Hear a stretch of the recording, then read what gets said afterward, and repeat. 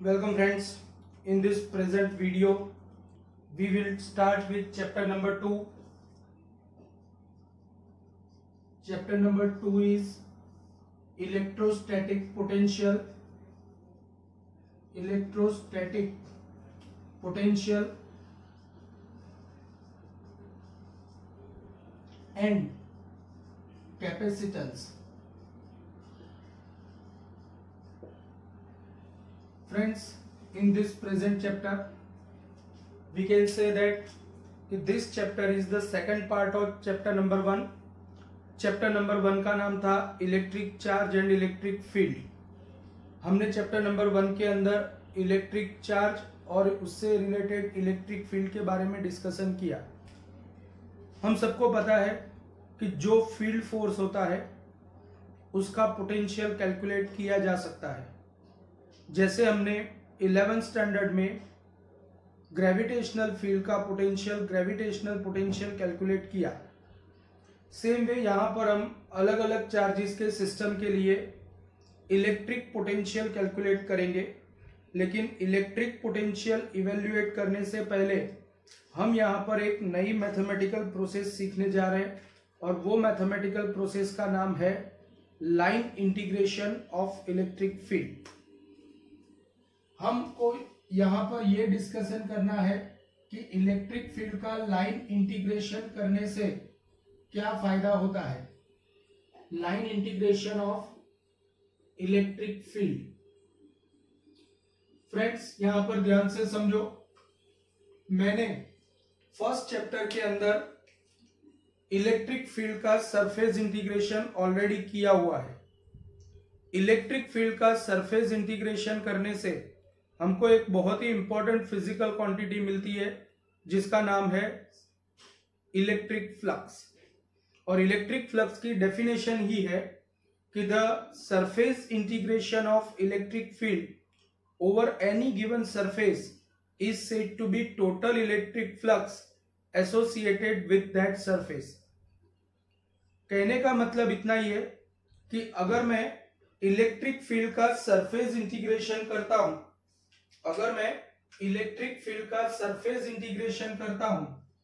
Surface integral of electric field over any given surface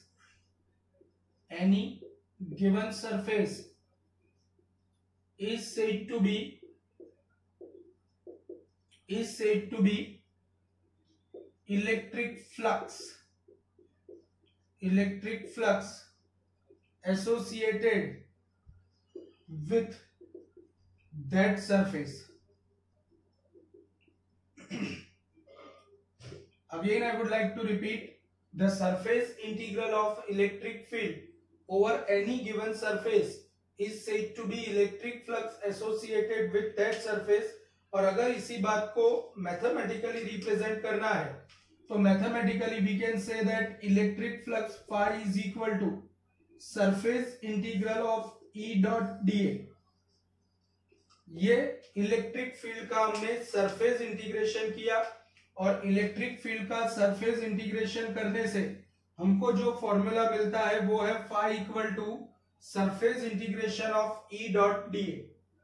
लेकिन यहां पर मुझे इलेक्ट्रिक फील्ड का लाइन इंटीग्रेशन करना है और इलेक्ट्रिक फील्ड का लाइन इंटीग्रेशन करने के लिए मुझे सबसे पहले तो यहां पर प्रॉपर इलेक्ट्रिक फील्ड चाहिए.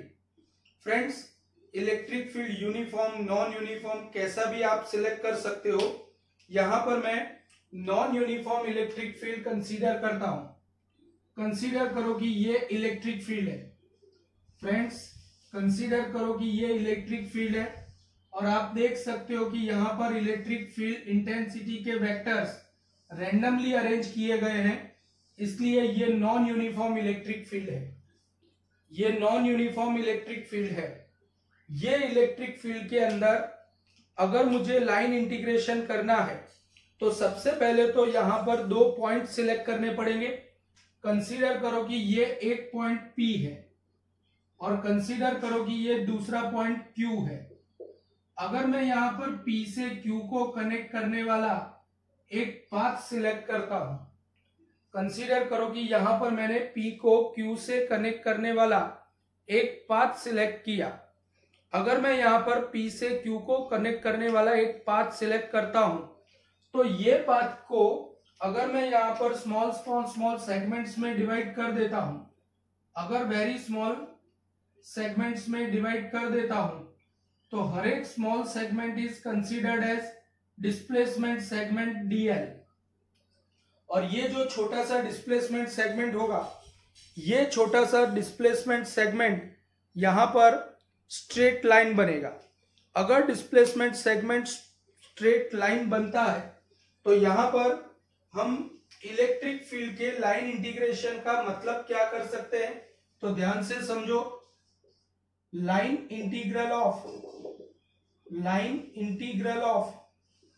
Electric field, line integral of electric field between two points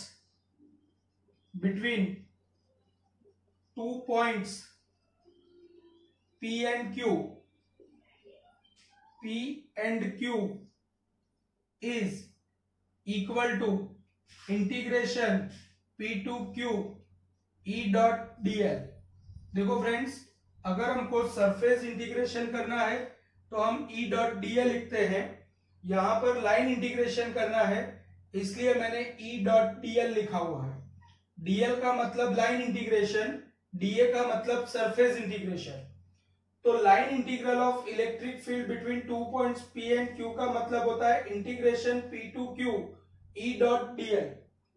अब हम सबको पता है, according to definition of electric field intensity E equal to F upon Q। Electric field intensity E equal to F upon Q। अगर electric field intensity E equal to F upon Q होता है, तो अगर ये value अगर substitute कर दी जाए तो that is equal to integration E की जगह पर मैं F अपॉन Q सब्स्टिट्यूट करता हूं, तो P से स्टार्ट करके Q तक F dot dl divided by Q। But friends, हमको तो पता है integration P to Q F dot dl का मतलब होता है कि किसी चार्ज पार्टिकल को इलेक्ट्रिक फील्ड के अंदर F डॉट dl का मतलब होता है work, and work upon charge Q।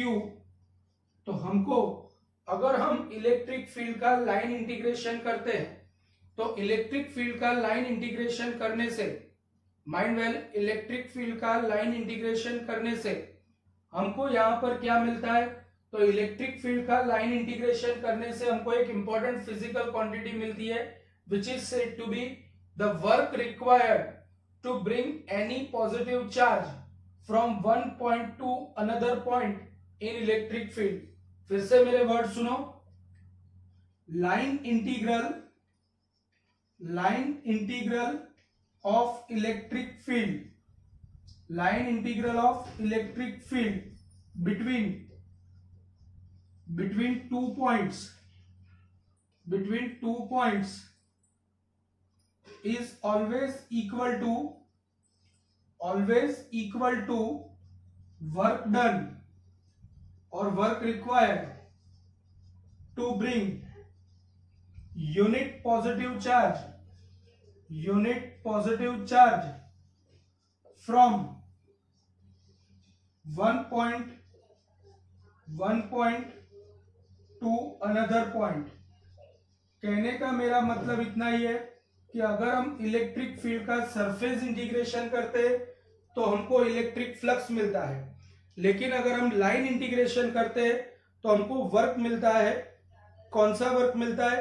Work done to bring any unit positive charge from one point to another point. कोई भी यूनिट पॉजिटिव चार्ज को एक पॉइंट से दूसरे पॉइंट तक ले जाने के लिए जो वर्क करना पड़ता है वो वर्क मिलता है। So that is said to be line integration of electric field means the work required to bring any unit positive charge from one point to another point, and this is the fundamental. अब हम यही fundamental का use करके यहां पर electrostatic potential define करने वाले हैं, लेकिन हमको पहले तो ये सीखना पड़ेगा कि लाइन इंटीग्रेशन कैसे किया जाता है। फ्रेंड्स, लाइन इंटीग्रेशन कैसे किया जाता है वो समझाने के लिए यहां पर एक छोटा सा केस ले रहा हूं। देखो, यहां पर हमको क्वेश्चन में ऐसा बोला गया है कि ये P पॉइंट है जिसका कोऑर्डिनेट 0,0 है, और ये दूसरा Q पॉइंट है जिसका कोऑर्डिनेट 2,8 है। इसका मतलब ये हुआ कि यहां पर y कोऑर्डिनेट और x कोऑर्डिनेट के बीच का रिलेशन y = 4x है। यहां पर x कोऑर्डिनेट और y कोऑर्डिनेट के बीच का रिलेशन y = 4x है। अब मेरी बात यहां पर ध्यान से समझो। यहां पर हमको क्वेश्चन में ऐसा बोला गया है कि electric field prevailing in any region can be given by the formula E = KY I plus KX J Newton per Coulomb. Then find line integral of electric field between P to Q point. Electric field prevailing any region E = KY I plus KX J Newton per Coulomb. Then find line integral of electric field between P and Q point. Friends, यहाँ पर K constant की तरह treat करना है। अगर यहाँ पर K constant है तो यहाँ पर हम कैसे डिस्कस कर सकते हैं, सब लोग यहाँ पर ध्यान से समझो। फ्रेंड्स, हमारे पास हमको पता है कि line integral of electric field between P point and Q point that is equal to integration P to Q E.dl। अब ध्यान से समझना, यहां पर इलेक्ट्रिक फील्ड का इक्वेशन ऑलरेडी दिया हुआ है KY I plus KX J। अच्छा, यहां पर ये जो हम P से Q तक जा रहे हैं वो पाथ को अगर मैं छोटे छोटे सेगमेंट्स में डिवाइड कर देता हूं तो एक छोटा सा सेगमेंट मिलेगा DL। ये जो छोटा सा सेगमेंट DL है उसके दो कंपोनेंट्स बनेंगे, एक हॉरिजॉन्टल कंपोनेंट, दूसरा वर्टिकल कंपोनेंट। DL के दो कंपोनेंट्स बनेंगे, एक हॉरिजॉन्टल कंपोनेंट, एक vertical component. Two dimensionally discuss कर रहे हैं, इसलिए अगर टू डायमेंशनली डिस्कस कर रहे हैं तो DL इक्वल टू उसका x कंपोनेंट होगा small dx I plus dy j। अब मुझे यहां पर E.dl करना है, तो E.dl is equal to I का डॉट प्रोडक्ट I के साथ, इसलिए ky dx प्लस, क्योंकि I डॉट I 1 होता है, plus kx dy j dot j 1 होता है। तो दिस इज E.dl मीन्स। अब बेटा यहां पर मेरी बात ध्यान से समझना सब लोग, हमारे पास y और x के बीच का रिलेशन है y = 4x। हमारे पास y और x के बीच का रिलेशन है y = 4x। अगर y = 4x है तो dy is equal to 4 constant x का डिफरेंशिएशन dx। मैं सारे इक्वेशन को x या y की टर्म में कन्वर्ट कर देता हूं, तो E.dl is equal to friends याद रखो कि अगर electric field x y z जैसे कार्टेशियन कोऑर्डिनेट के टर्म्स में दिया है, ये बात खास याद रखना कि अगर electric field x y z जैसे कार्टेशियन कोऑर्डिनेट के टर्म्स में दिया है तो ऐसे केस में इलेक्ट्रिक फील्ड का आपको dl मतलब displacement segment dx dy dz के टर्म में लेना है। लेकिन इलेक्ट्रिक फील्ड अगर r के टर्म में दिया है, जैसे पॉइंट चार्ज का इलेक्ट्रिक फील्ड KQ/r² होता है, तो वहां पर आपको जो लाइन सेगमेंट लेना है वो भी r के टर्म में लेना है। इलेक्ट्रिक फील्ड xyz की टर्म में है तो dx I plus dy j plus dz k dl लेना है। और अगर इलेक्ट्रिक फील्ड r के टर्म में है तो line segment dr r cap लेना है, तो in that particular condition E dot dl को अगर मैं एक्स वाई की टर्म सबको एक्स या वाई में कन्वर्ट कर देता हूं कि y equal to 4x dx plus k x dy equal to 4dx, तो ultimately it will become 4kx dx तो 8kx dx। अब मुझे इसका इंटीग्रेशन करना है तो मुझे लाइन इंटीग्रल मिलेगा, तो लाइन इंटीग्रल का आंसर क्या मिलेगा, line integral is equal to integration p to q 8kx dx, लेकिन मुझे इंटीग्रेशन में सिर्फ x कोऑर्डिनेट को इन्वॉल्व किया है, इसलिए इनिशियल x कोऑर्डिनेट 0 है और फाइनल x कोऑर्डिनेट 2 है, इसलिए 0 to 2 8kx dx that is equal to 8k constant integration 0 to 2 x dx, तो 8k कांस्टेंट x का इंटीग्रेशन होता है x square by 2, limit is starting from 0 to 2, 2 4 जा 8, तो it is 4k inside the bracket x square limit is 0 to 2 4k, x की जगह पर upper limit डालेंगे तो 2 का स्क्वायर 4 माइनस 0 का स्क्वायर 0, तो that is equal to 16k। तो इस तरीके से आप इलेक्ट्रिक फील्ड का लाइन इंटीग्रेशन कर सकते हो दो पॉइंट के बीच में। ये पूरे टॉपिक में से आपको स्पेशली इतना याद रखना है कि अगर हम इलेक्ट्रिक फील्ड का लाइन इंटीग्रेशन कर रहे हैं तो लाइन इंटीग्रेशन करते वक्त electric field x y z की टर्म में है, कार्टेशियन कोऑर्डिनेट की टर्म में है, तो dl equal to dx i cap plus dy j cap plus dz k cap लेना है 3 डायमेंशन में। और अगर इलेक्ट्रिक फील्ड पॉइंट चार्ज का या ऐसा है कि जो r की टर्म में दिया है तो आपको dl equal to dr into are cap लेना है। फ्रेंड्स, हमने इलेक्ट्रिक फील्ड का लाइन इंटीग्रल किया और इलेक्ट्रिक फील्ड का लाइन इंटीग्रेशन करने से हमारे सामने इलेक्ट्रिक फील्ड के कुछ बेसिक कैरेक्टरिस्टिक्स सामने आते, और वो बेसिक कैरेक्टरिस्टिक्स क्या है, basic characteristics of electric field, basic characteristics of electric field. Friends, basic characteristics of electric field क्या है, तो देखो सबसे पहला बेसिक कैरेक्टरिस्टिक है कि अगर मैं इलेक्ट्रिक फील्ड के अंदर P पॉइंट से Q पॉइंट तक गया हूं तो ये P पॉइंट से Q पॉइंट तक जाने के लिए एक पाथ मैं ये सिलेक्ट करता हूं, दूसरा पाथ मैं ओरिजिनल पाथ P से Q जो लिया है वही रखता हूं, तीसरा पाथ मैं कोई ऐसा सोचता हूं, चौथा पाथ मैं कोई ऐसा लेता हूं। अगर मैं अलग अलग पाथ से होकर के P पॉइंट से Q पॉइंट तक जाता हूं तो ऐसे केस में mind well whatever work done does not dependent on path but it is only dependent on its initial and final position। मतलब मैं यहाँ पर कोई भी पाथ से होकर के P पॉइंट से Q पॉइंट तक जाऊं, अल्टीमेटली हर एक केस में वर्क सेम होता है।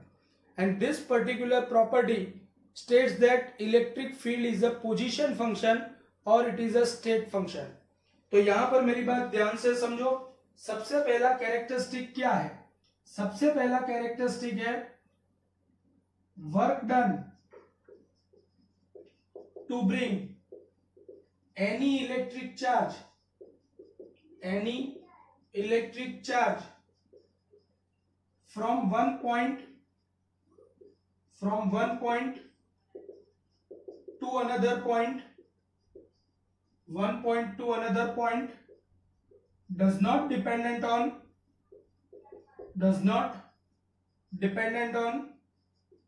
path।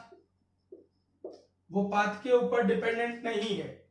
अगर वो पाथ के ऊपर डिपेंडेंट नहीं है तो कौन से फैक्टर पर डिपेंडेंट है, तो this work is only dependent on initial and final position only। It is dependent on initial and final position only। the work done to bring any electric charge in electric field from one point to another point, it only dependent on its initial and final position only. तो इसका मतलब तो ये हुआ कि अगर ये work सिर्फ और सिर्फ इनिशियल और फाइनल पोजीशन के ऊपर ही डिपेंडेंट है, तो मेरी बात समझो, अगर मैं यूनिफॉर्म इलेक्ट्रिक फील्ड लेता हूं, इट इज नॉट नेसेसरी कि it must be uniform, but अगर मैं कन्वीनियंसी के लिए यूनिफॉर्म इलेक्ट्रिक फील्ड ले लेता हूं और ये यूनिफॉर्म इलेक्ट्रिक फील्ड के अंदर अगर क्लोज पाथ पर रैंडम शेप के कोई भी क्लोज पाथ पर मोशन करता हूं, अगर मैं किसी चार्ज पार्टिकल को रैंडमली क्लोज पाथ पर अगर ट्रैवल करवाता हूं, तो इसका मतलब तो ये हुआ कि इसके लिए इनिशियल और फाइनल पोजीशन इक्वल होगी।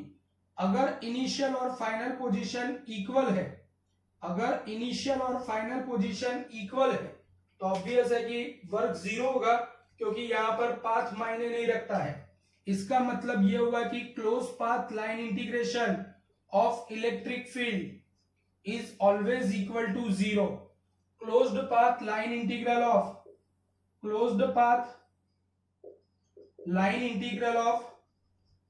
line integral of electric field is always zero. Line integral of electric field is always zero. This particular property, all properties suggest that electric field is position function या state function, and it is conservative field. हमने 11th standard में discussion किया था कि the field in which work done और work required to bring any particle from one point to another point, it does not dependent on path but it is dependent only on initial and final position only, then this kind of field is said to be conservative force field. So here we can conclude that electric field is also conservative force field. और अगर ये conservative force field है, तो इसका मतलब ये हुआ कि यहाँ पर सिर्फ काइनेटिक एनर्जी का पोटेंशियल एनर्जी में और पोटेंशियल एनर्जी का सिर्फ काइनेटिक एनर्जी में कन्वर्जन हो सकता है। यहाँ पर एनर्जी लॉस भी नहीं हो सकती या एनर्जी का कोई भी फॉर्म में डिसिपेशन नहीं हो सकता, सिर्फ काइनेटिक का पोटेंशियल में और पोटेंशियल का सिर्फ काइनेटिक में कन्वर्जन हो सकता है। So this is the basic information, basic characteristics of electric field. आप प्रॉपर छोटे छोटे एग्जांपल्स लेकर के हर एक प्रॉपर्टी को यहाँ पर डिस्कस कर सकते हो। अब मैं यहाँ पर डिस्कशन करने जा रहा हूं इलेक्ट्रोस्टैटिक पोटेंशियल का।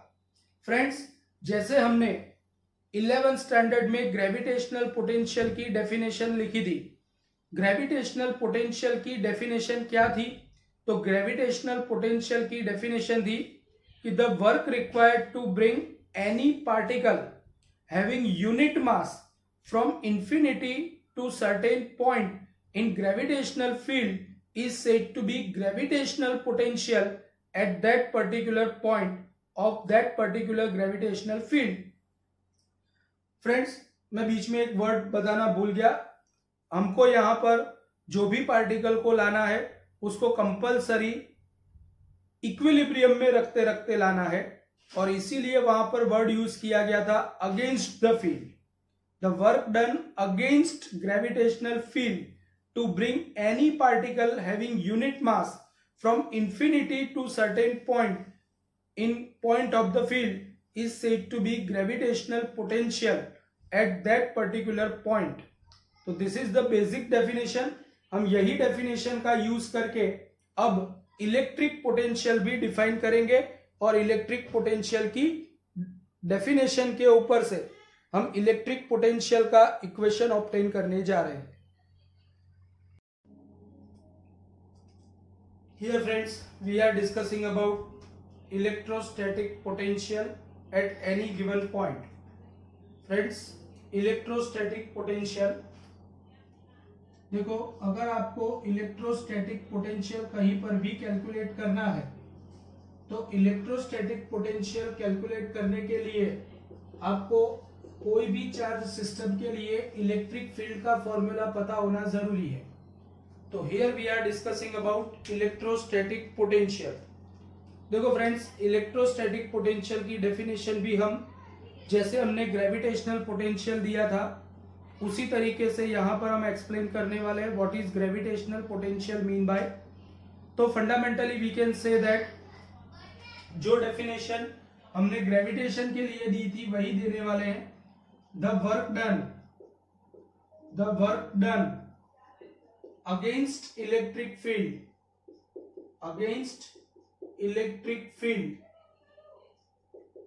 to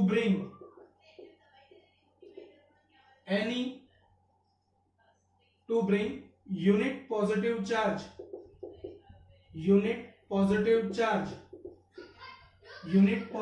electric charge from infinity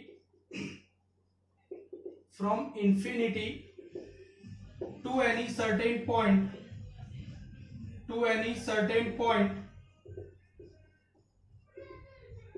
of electric field is said to be electrostatic potential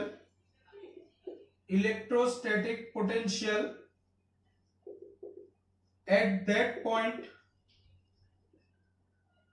of electric field. Friends यहां पर ध्यान से समझने के लिए ट्राई करना। The work done against electric field to bring unit positive charge from infinity to any certain point of the field is said to be electrostatic potential at that point of electric field. Friends यहां पर ध्यान से समझने के लिए try करना। अगर मुझे यहां पर इलेक्ट्रिक फील्ड डिफाइन करना है, इलेक्ट्रिक पोटेंशियल डिफाइन करना है, तो मैं यहां पर कंसीडर करो कि एक इलेक्ट्रिक फील्ड ले रहा हूं। फिर से एक बार बताता हूं, एग्जांपल के तौर पर यहां पर मुझे लेना है इसलिए मैंने यूनिफॉर्म ले लिया, but it should not be necessary कि यहां पर इलेक्ट्रिक फील्ड यूनिफॉर्म ही होना चाहिए। कोई भी इलेक्ट्रिक फील्ड के कोई भी पॉइंट पर आप इलेक्ट्रोस्टैटिक पोटेंशियल डिफाइन कर सकते हो। मुझे यहां पर कंसीडर करो कि P पॉइंट पर इलेक्ट्रिक पोटेंशियल डिफाइन करना है। मुझे यहां पर P पॉइंट पर इलेक्ट्रिक पोटेंशियल डिफाइन करना है। P पॉइंट पर इलेक्ट्रिक पोटेंशियल डिफाइन करने के लिए मुझे सबसे पहले तो 1 कूलम पॉजिटिव चार्ज लेना पड़ेगा। अगर मैं 1 कूलम पॉजिटिव चार्ज को सबसे पहले इनफाइनाइट डिस्टेंस पे रख देता हूं, अगर मैं 1 कूलम पॉजिटिव चार्ज को इनफाइनाइट डिस्टेंस पे रख देता हूं तो इनफाइनाइट डिस्टेंस से मुझे P पॉइंट तक लाना पड़ेगा चार्ज को, और वो भी लाना है विदाउट एक्सेलरेशन। यहां पर चार्ज के ऊपर कोई रिटार्डेशन, कोई एक्सेलरेशन नहीं लगना चाहिए। वो यहां पर एक्सेलरेशन लेस मोशन करके आना चाहिए, तभी जाकर के जो वर्क होगा वो पोटेंशियल में कन्वर्ट होगा। इसीलिए यहां पर पर्टिकुलरली वर्ड यूज किया गया है अगेंस्ट इलेक्ट्रिक फील्ड।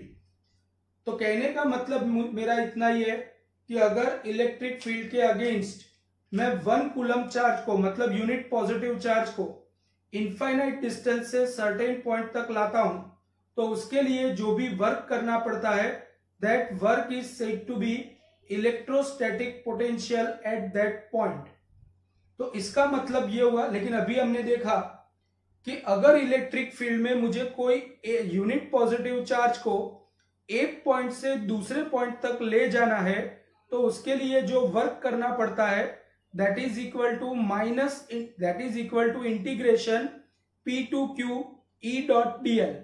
लेकिन वहां पर मुझे चार्ज पार्टिकल को P से Q ले जाना था, यहां पर चार्ज पार्टिकल को इनफाइनाइट से P तक लाना है। तो we can say that the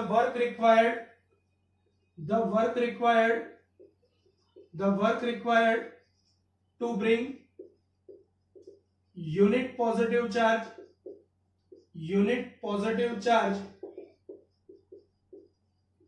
from infinite to P against electric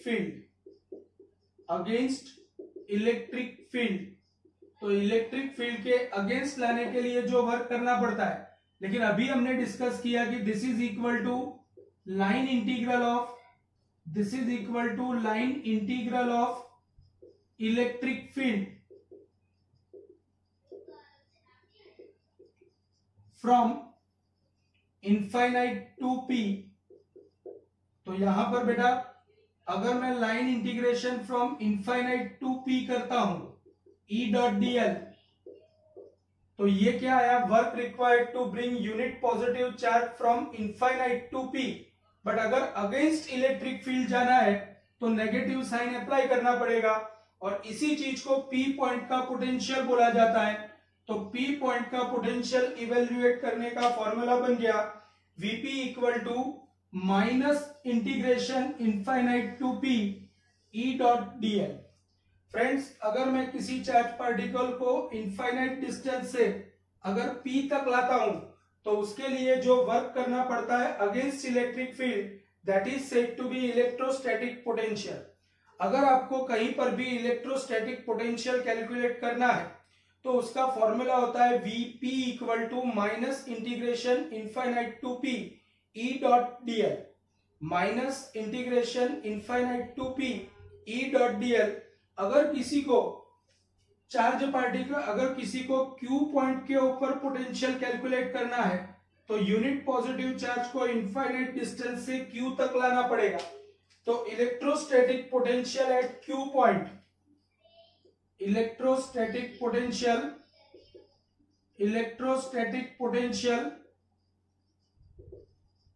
in at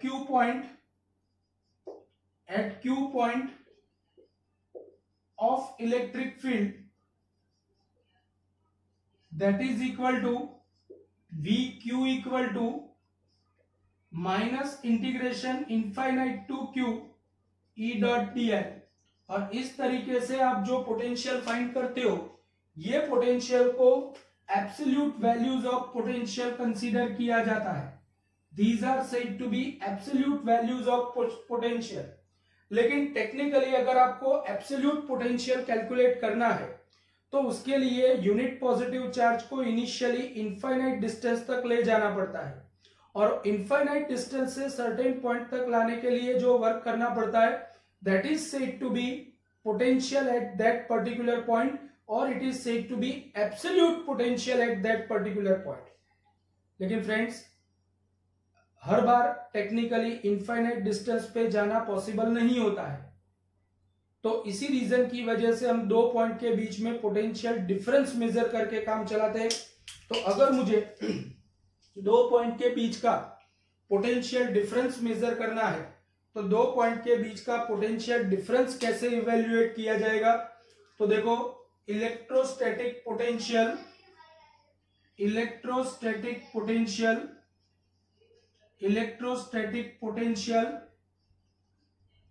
eight point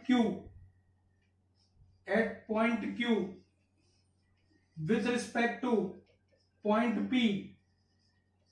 हमको Q पॉइंट पर पोटेंशियल चाहिए with respect to P, that is said to be, that is equal to potential difference between two points, potential difference between 2 points P and Q is, that is potential difference between 2 points P and Q is, that is equal to delta V, and delta V equal to, मुझे Q point पर potential चाहिए with respect to P। देखो friends, यहां पर मेरी बात ध्यान से समझो। कंसीडर करो कि मैं Y नाम का स्टूडेंट हूं और मेरे क्लास में X और Z नाम के दूसरे दो स्टूडेंट भी है। फिर से मेरे वर्ड समझना, मैं Y नाम का स्टूडेंट हूं और मेरे क्लास में X और Z नाम के दो स्टूडेंट्स है। X स्टूडेंट 90 मार्क्स लाता है, Y स्टूडेंट 80 मार्क्स लाता है और Z स्टूडेंट 70 मार्क लाता है।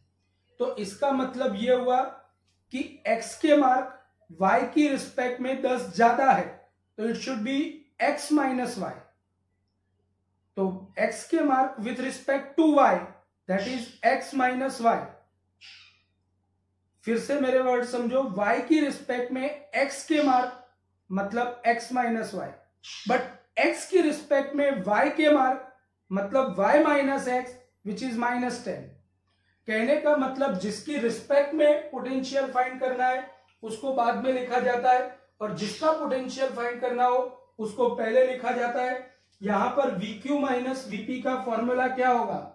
Electrostatic potential at Q point with respect to P is equal to, हमारे पास VQ का फॉर्मूला है minus integration infinite to Q E dot dl minus VP, but VP के आगे माइनस है इसलिए वो प्लस हो गया, तो integration infinite to P E dot dl। यहां पर अगर मैं इसका इनफाइनाइट टू P की जगह पर लिमिट्स P टू इनफाइनाइट कर दूं तो it will become negative, so minus integration limit reverse कर दी P से infinite E dot dl minus integration infinite to Q E dot dl। अगर मैं दोनों में से माइनस साइन कॉमन निकाल देता हूं तो माइनस साइन कॉमन निकालने पर integration P to infinite E dot dl plus integration infinite to Q E dot dl। तो अल्टीमेटली मैं पहले P से इनफाइनाइट गया हूं और बाद में इनफाइनाइट से Q गया हूं, तो इसका मतलब तो ये हुआ कि मैं घूम फिर के P से Q ही गया हूं, because in case of electric field whatever work required to bring any electric charge from one point to another point, it does not dependent on path but it is only dependent on its initial and final position only। तो इसका मतलब यह हुआ कि यहाँ पर P से infinite और इनफाइनाइट से Q का अल्टीमेट मतलब होता है कि मैं P से Q ही गया हूं, और अगर मैं P से Q गया हूं तो VQ minus VP is equal to minus integration P to Q E dot dl, और ये दो पॉइंट के बीच का पोटेंशियल डिफरेंस कैलकुलेट करने का फॉर्मूला बनेगा VQ minus VP is equal to minus integration P to Q E dot dl। VQ minus VP is equal to minus integration P to Q E dot dl। तो this is about electrostatic potential, absolute value of potential and potential difference between two points. Friends, electrostatic potential की definition पढ़ने के बाद अब हम ये definition का use करके अलग अलग चार्ज सिस्टम के लिए इलेक्ट्रिक फील्ड हमको पता है, उसके ऊपर से इलेक्ट्रिक पोटेंशियल कैसे फाइंड किया जाता है वो डिस्कस करते हैं। फ्रेंड्स, सबसे पहले मुझे डिस्कशन करना है electrostatic potential in electric field of point charge. Point charge का इलेक्ट्रिक फील्ड है, देखो फ्रेंड्स ध्यान से समझो, कंसीडर करो कि ये पॉइंट चार्ज Q है, और अगर ये पॉइंट चार्ज Q है तो हम सबको पता है कि इसका electric field radial and outward होता है। इसका इलेक्ट्रिक फील्ड चारों तरफ बाहर की तरफ निकलती हुई डायरेक्शन में, रेडियस की डायरेक्शन में और बाहर की तरफ निकलती हुई डायरेक्शन में होता है। और इसके इलेक्ट्रिक फील्ड के अंदर, मुझे इसके इलेक्ट्रिक फील्ड के अंदर कंसीडर करो कि P नाम का कोई पॉइंट दिया है, ये P नाम के पॉइंट पर पोटेंशियल कैलकुलेट करना है। P नाम के पॉइंट पर पोटेंशियल कैलकुलेट करना है। आप देख सकते हो कि P पॉइंट का position vector with respect to Q charge vector R है।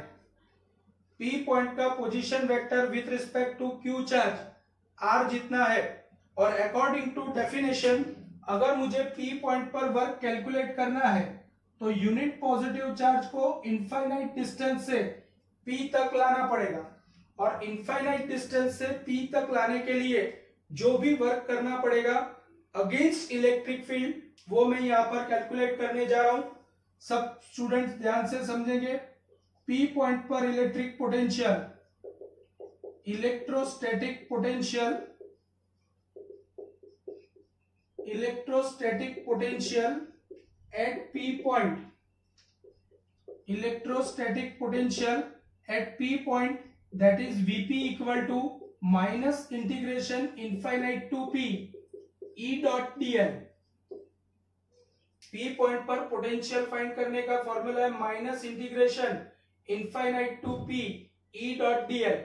अब आर जितने डिस्टेंस पर इलेक्ट्रिक फील्ड कितना होगा, electric field of point charge, electric field of point charge at distance R distance पर इलेक्ट्रिक फील्ड कितना होता है, तो E equal to K Q upon R square into are cap.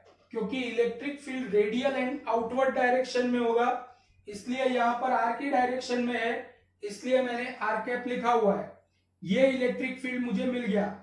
DL मतलब displacement segment या displacement vector small segment.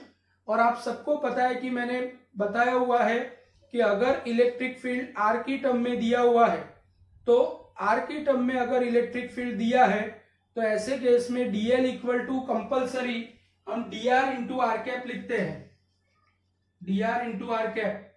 तो ऐसे case में ई डॉट डीएल क्या बनेगा, E dot DL is equal to K Q upon R square into are cap dot DR into are cap. चलो यहां पर जो स्केलर्स है उनको साथ में ले लिया जाए, तो that is equal to K Q upon R square and DR R scalar, K Q upon R square और DR scalar R cap dot R cap. और R cap dot R cap same direction के unit vector का dot product always zero होता है, same direction के unit vectors का dot product always zero होता है, इसलिए that is equal to K Q upon R square into D R. ये मुझे ई डॉट डीएल की वैल्यू मिल गई।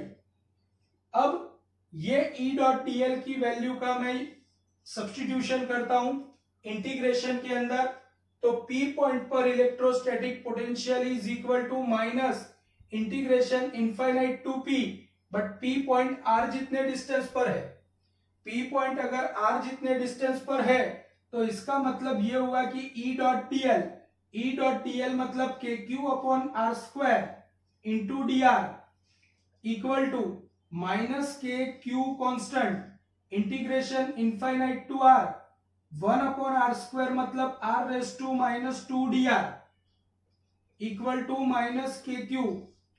आर रेस टू माइनस 2 का इंटीग्रेशन होता है R raise to minus 2 plus 1 upon minus 2 plus 1 and limit is still infinite to R. Friends यहां पर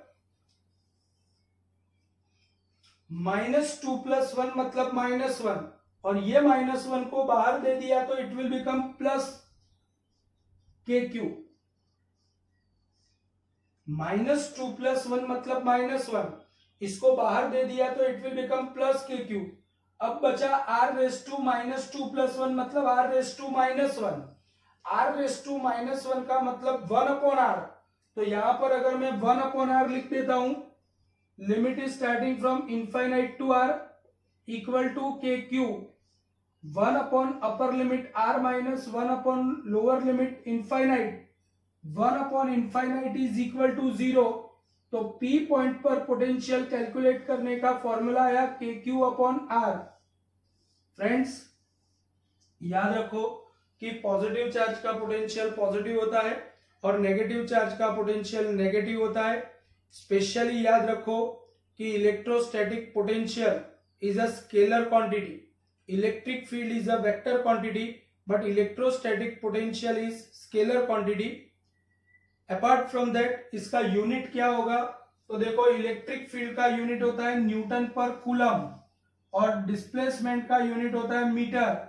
न्यूटन इंटू मीटर मतलब joule, joule per coulomb is said to be volt. इसका dimensional formula होगा m1l2t-2 q-1 या तो फिर m1l2t-3 a-1।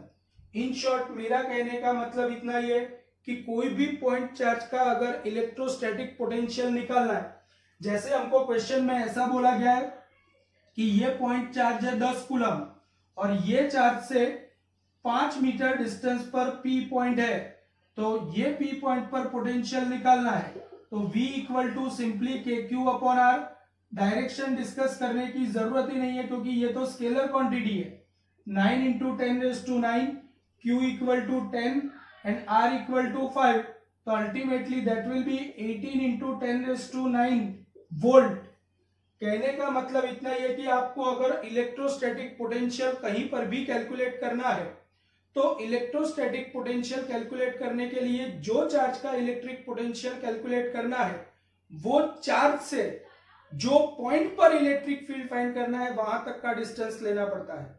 So this is about electrostatic potential of in electric field of point charge.